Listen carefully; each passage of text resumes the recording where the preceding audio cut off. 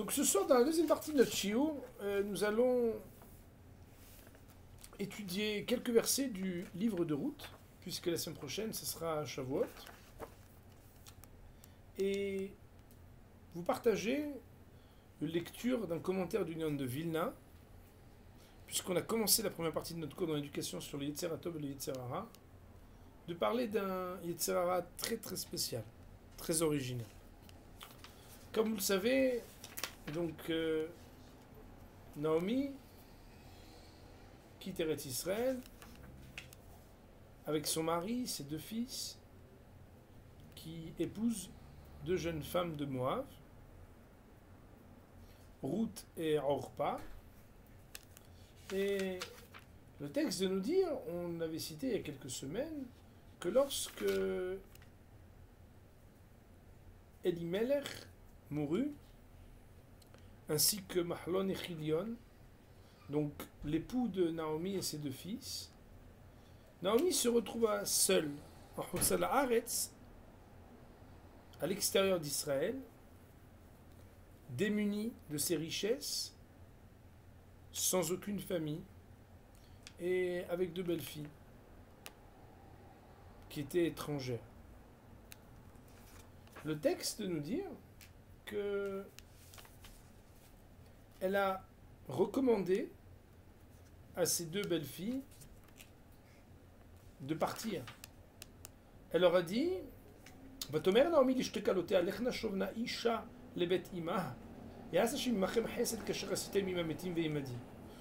donc chacune chez votre maman, qu'Hachem fasse le chesed avec vous comme vous avez fait avec moi, que vous puissiez trouver le réconfort et la sérénité. Elle les embrassa et elles élevèrent la voix à pleurer. Elles lui ont dit non mais on va venir avec toi, on va rejoindre ton peuple. Elle insista de leur dire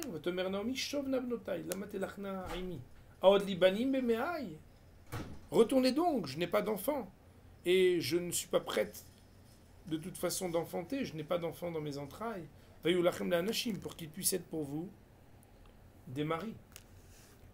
Je suis trop vieille pour me remarier. Quand bien même trouverai-je un mari et deviendrai-je mère. Attendriez-vous, jusqu'à ce qu'il grandisse? Non, partez donc.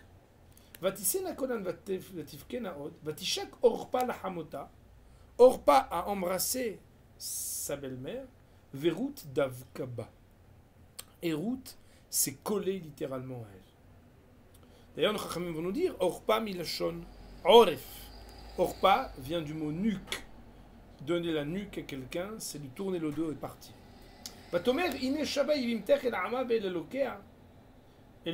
Pardon, elle a dit, mais voilà, ta belle-sœur, elle est partie, part avec elle.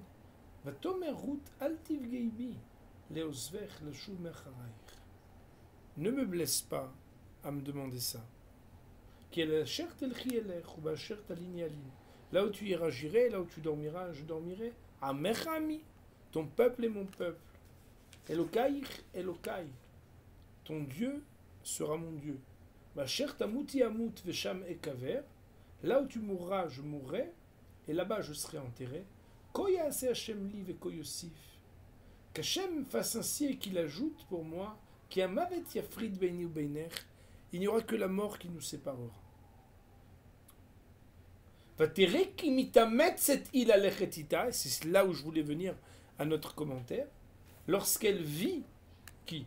Naomi, que Ruth s'efforçait la lechet ita de marcher avec elle,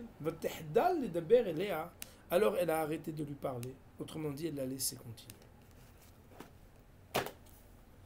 Écoutez bien, mon révérend Botaï, le commentaire du Gaon de Vilna sur ce verset, qui d'ailleurs n'est pas écrit dans le langage habituel qu'utilise le Gaon de Vilna dans ses écrits. En tout cas, il figure dans cette édition comme le commentaire du Gaon de Vilna. Nous dit le Rav la chose suivante, écoutez bien. Aïnyan ayetserara domel zvuv. Le sujet qui est expliqué ici, c'est que le mauvais penchant ressemble à une mouche. Veyoshev ben shtep miftahim alev. Et il est installé entre les deux portes du cœur. Rotzeloma, ça veut dire ki ayetzeratov eno yoetz ela le mitzvah. Que le yetzeratov ne conseille a priori que de faire des mitzvot. Aval hayetzerara mashio la averot. Mais le Yitzhara, lui, il n'a pas un endroit fixe. Il est cette mouche qui tente l'homme de faire le mal, des Averot. Écoutez bien. Mais s'il voit qu'il n'arrive pas à lui faire des Averot, il essaye, rien n'y va. Il n'accepte pas cet homme de faire des Averot. Mais Fateu, la sot mitzvah me'utav kama averot.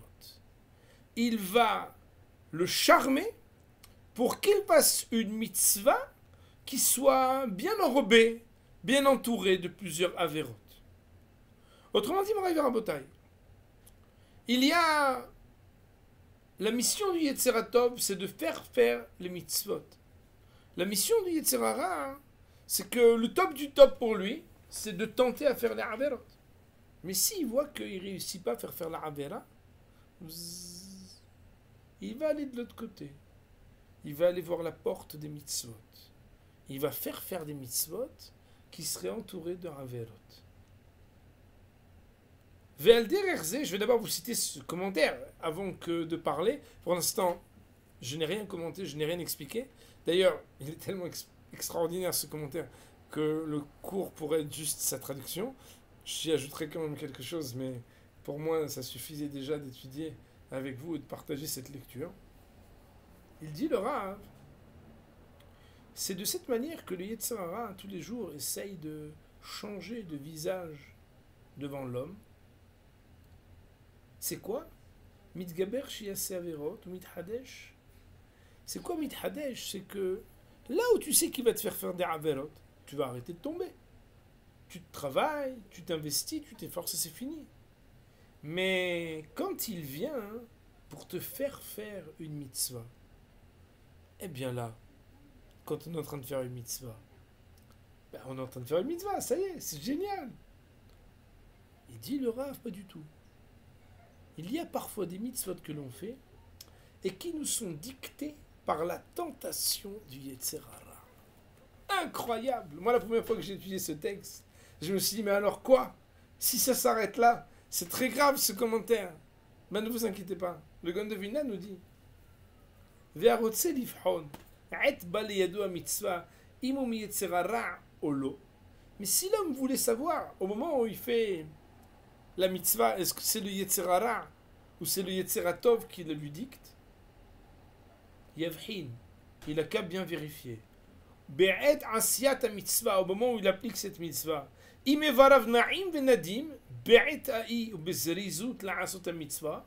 Si c'est facile et que son corps est comme ça emporté facilement à aller avec rapidité et enthousiasme à le faire,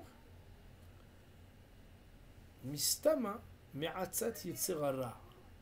Il est à supposer que cela vient du Yetzirara.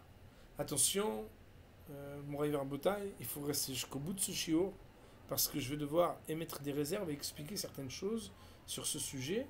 Donc c'est là où il faudra commenter. Il dit le Rav, pourquoi il en est ainsi? Ki ech yuchal liyot shevarei haguf hakevedim asher me'afar yesodam b'tiv'am. Car comment est-il possible que le corps dont les membres sont lourds, fondés sur la partie qui est, comme vous savez, il y a 4 éléments, il y a la partie de la terre, et pour lesquels Tiv'am lelech ahar ta'avatam hagufani. La nature, c'est de choisir les plaisirs de ce monde, les plaisirs physiques et matériels. Ayored le matamata. Comment c'est possible que yitlabesh ratzon lasot enze ki ma'atzat yetzirara? Si tu as l'enthousiasme facile à faire une mitzvah, méfie-toi, hein, cela peut venir du Yetzer Hara. Et le Rav de dire, c'est la raison pour laquelle, quand Ruth voulait insister pour suivre sa belle-mère Naomi, au début elle a cherché à la décourager. Nous dit le Gaon de Vilna, Vatereki mitametzet, lorsqu'elle a vu que c'était un effort pour elle, que c'était pas facile pour elle, et que pourtant elle a dit, là où tu iras, j'irai, lorsqu'elle a pu voir que c'était difficile, alors, Léa, pardon, elle a arrêté de lui parler. Pourquoi? Parce qu'elle a compris que c'était son Yetzer Hatov qui l'y engageait, et alors là, elle a arrêté d'insister. Voilà, Rabotai. Ce texte, il ouvre des horizons, et en même temps, il nous fait réfléchir. Parce que, je ne sais pas si vous vous souvenez, quand on avait appris les forces, il y a le bilan des forces. Le bilan des forces, il y avait la gravitation, il y avait la vitesse, il y avait toutes sortes de choses. Et on pourrait se dire que le bilan des forces, quand je fais la Avera, c'est le mal. Le bilan des forces, quand je fais une mitzvah, c'est le Tov. Vient le Gaon de Vilna et nous dit non. Si le Yetzer Hara, tu fais des Averot, quand tu fais la Avera, c'est rare. Mais si le Yetzer Hara, quand il essaie de te faire des Averot, tu ne l'écoutes pas, sache qu'il ne va pas te laisser tranquille. C'est la mouche qui va te suivre et qui va aller te parler des mitzvot. Mais alors je ne comprends pas. On n'est jamais tranquille alors. Mais alors ça veut dire quoi? Même quand on fait des mitzvot, on n'est pas tranquille. Oui, mais comme on le sait, il y a mitzvah, il y a mitzvah. Pour permettre de comprendre ce texte, je vais vous proposer le commentaire du Rav Wolbe. Rav Shlomo Wolbe, tout le monde connaît Alishour, mais pas tout le monde connaît par exemple Ma'amarei Yemei Haratzon sur Rosh Hashanah, Yom Kippour et Yamim Noraim. Là-bas, il a des chapitres exceptionnels. Un d'entre eux nous dit que il est marqué dans la Gemara, je crois que c'est une Gemara dans Hagiga, oui c'est une Gemara dans Hagiga qui dit Poshei Israël Meleim mitzvot karimon, les fauteurs de Am Israël sont pleins de mitzvot comme la grenade. Dirtiv kefel harimon rakatech al tikre rakatech el arekanim shebach. La Gemara de dire même les gens les plus vides de Am Israël sont pleins de mitzvot. Question du Rav Wolbe. Si les fauteurs qui sont vides, ils sont pleins de mitzvot comme les grenades, que reste-t-il de plus au tzadikim? On va pas être plus plein qu'une grenade. La caractéristique de la grenade, c'est d'être pleine à craquer. Alors il dit le Rav. Et si tu dis non, mais le tzadik aussi il est plein. Mais si le rachat et le pochia il est plein, alors il n'y a pas de différence.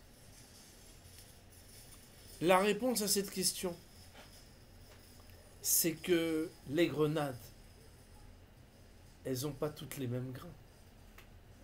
Même quand elles sont toutes pleines. D'ailleurs, nous on a le minhag de goûter ou de choisir un certain type de grenade pour pas qu'elle soit acide le soir de Rosh Hashanah, comme vous savez. Les simanim, on veut qu'ils soient doux et que l'année soit douce. Et c'est la raison pour laquelle on ne mange pas des choses qui sont acides. Il faut choisir aussi des bonnes grenades. Le Rav Wolbe, il nous explique, même si quelqu'un il fait plein de mitzvot, mais les mitzvot, tu les fais pour répondre à ton Yetzer Tov ou à ton Yetzer Hara.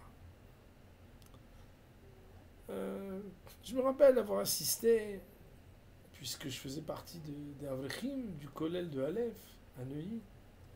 Le Rav Sitruk, quand il y avait la soirée du gala, dans cette salle, il disait aux gens, tant que le chèque il fait pas un peu mal, c'est que c'est pas vraiment encore une mitzvah. La mitzvah, c'est s'efforcer de faire la volonté qui n'est pas ma volonté à moi et celle de mon Yetzer Hara, même quand je fais une mitzvah. Une mitzvah par exemple qui donne du kavod, on pourrait vraiment penser qu'on l'a fait beaucoup plus pour le kavod que pour Akadosh Baruch Hu. Et très facilement, parce qu'on en a un très grand kavod. Moïse Rabotai, le sujet de Mit-Hametzet, c'est d'arriver à comprendre que pour savoir faire le bilan, est-ce que c'est Yetzeratov ou est-ce que c'est Yetzerara, c'est de savoir qu'est-ce qui m'anime quand je fais la mitzvah. La Torah n'est pas là pour nous faire souffrir, mais la Torah est là pour nous faire nous dépasser.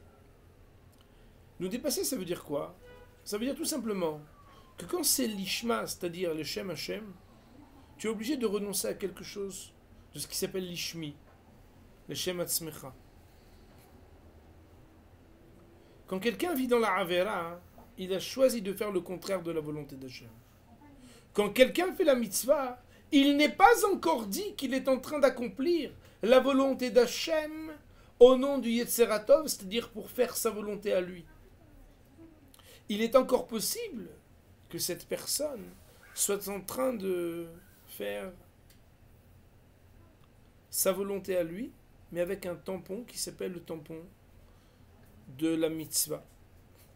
D'ailleurs, avec un de nos élèves qui suit ce cours ce soir, nous avions repris cette année le commentaire gigantesque du Ramban, Nachmanide, qui nous dit qu'un homme qui connaît toutes les halachot pourrait être quand même naval birshut Torah. Il pourrait être abominable, les mots sont terribles. Birshut Torah, ça veut dire que c'est un tampon cachère. Il a tous les tampons. Il a rien transgressé et pourtant, celui qui le voit peut signer. Ça n'est pas la volonté d'Hachem de faire ça. Moraï Rabotai. La mitzvah doit être un plaisir. Mais le plaisir, elle est le plaisir qui suit l'effort. Comme on sait dans le matériel, le plaisir il est sur le moment. On mange, c'est délicieux, et on ne dort pas. Parce qu'on n'arrive pas à digérer. Dans la spiritualité, on s'efforce,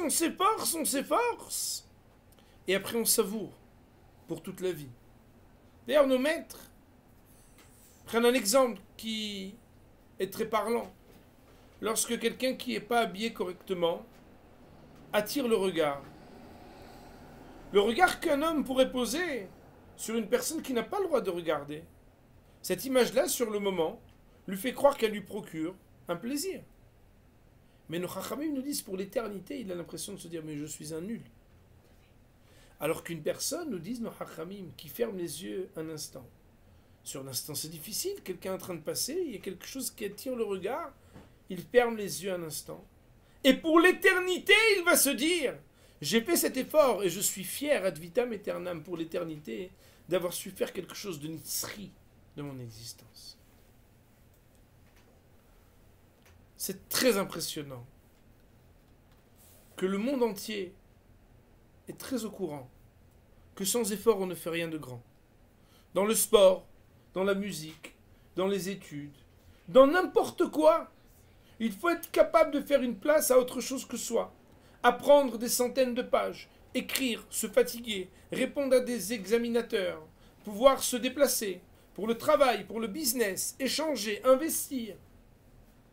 Pour la Torah, bizarrement, les gens ils parlent de plaisir. Mais quoi de plaisir? Quel plaisir? Un plaisir immédiat.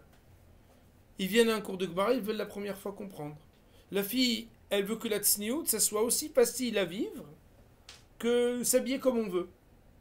Mais les valeurs, même dans le monde qui n'est pas le monde de la Torah, demandent un investissement. Mit-hametzet, faire un effort pour se dépasser, faire la place à une autre volonté que la sienne. Le commentaire du Gaon de Vilna est très poignant. Pourquoi? Parce qu'il nous apprend que mitametzet, c'est d'être capable de se méfier de nos propres mitzvot, mon rêve en bouteille. Quelqu'un il fait des mitzvot, mais s'il fait toujours les mêmes, ou bien s'il les fait quand c'est facile, mais dès que ça devient difficile, il les évite. Mais finalement, il fait ce qu'il veut. Donc il sert qui? Il sert Hachem ou il se sert lui-même? Pardonnez-moi. Il se sert lui-même. Ouais, mais il le fait bien. Hein. Il a le déguisement. La barbe, le chapeau, la jupe longue, les collants, le livre de Teilim. Il va prier tous les jours. Fine, c'est vrai. C'est un mode de vie. Il ressemble à quelqu'un qui sert à Kadosh Baruch Hu. Mais en définitive, si dès que ça devient un peu dur, il n'est plus là, ça veut dire que chaque fois qu'il l'a fait, il l'a fait pour répondre à quoi? À autre chose que la volonté d'Hachem. Je sais que ce message est engageant, mais de toute façon, la Torah de nos maîtres n'est là que pour nous engager. Mais ce message, le plus important, c'est pas qu'il est engageant, c'est qu'il est vrai. Et l'authenticité de ce message, de ce commentaire du Gaon de Vilna, ne peut peut-être pas s'adresser à ceux qui ne sont pas encore dans l'application des mitzvot et qui sont encore préoccupés de manière manifeste et ostentatoire à écouter ouvertement leur mauvais penchant pour faire des averot. Mais il avertit que ça n'est pas tant dans la quantité ou dans l'apparence de nos comportements que nous pouvons définir si nous avons rendu souverain notre Yetzera Tov sur notre Yetzera Ra ou pas encore, mais bel et bien dans la manière avec laquelle on est capable à soi-même de montrer l'effort que l'on fait pour tenir compte et appliquer une volonté qui n'est pas celle de notre mauvais penchant à nous, mais de ce que notre lien à Kadosh Baruch Hu permet, que notre bon penchant à nous décide d'aller plus loin que ce qu'on aurait fait si c'était que pour nous, d'appliquer la volonté d'Akadosh Baruch Hu. On va dire Baruch Olam, Amen.